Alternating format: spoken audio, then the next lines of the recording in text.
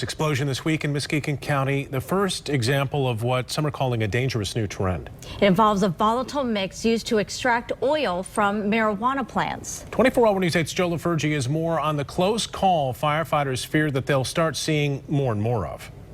Just take a look at the damage inside this Muskegon Township home. It is hard to believe, but 3 people were able to escape unharmed. The call came in as a kitchen fire, but when Muskegon Township firefighters arrived, they found they had much more on their hands. This is what we pulled up on with heavy black smoke coming out the front of the home.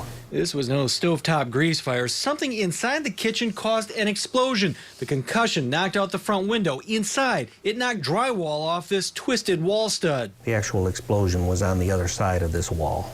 One of the people who escaped told firefighters what they knew would eventually become a problem for them. And it was determined at that point that they were doing some process of manufacturing hash oil.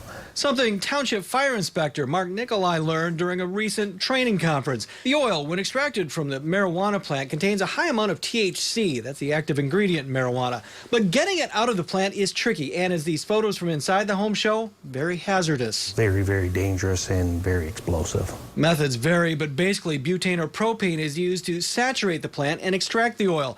But the gases have to come back out of the plants, and that's done by either cooking on a stovetop or freezing it out in a refrigerator. Using butane to extract hash oil indoors, you know how stupid that is? Is a dangerous trend even Hollywood has taken note of.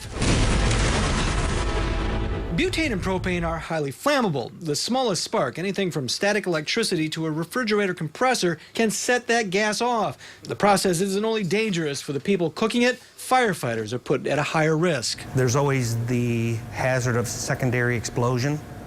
Are there residual containers around that haven't exploded? The process isn't only dangerous, it's illegal. This case has been turned over to police. Back to you.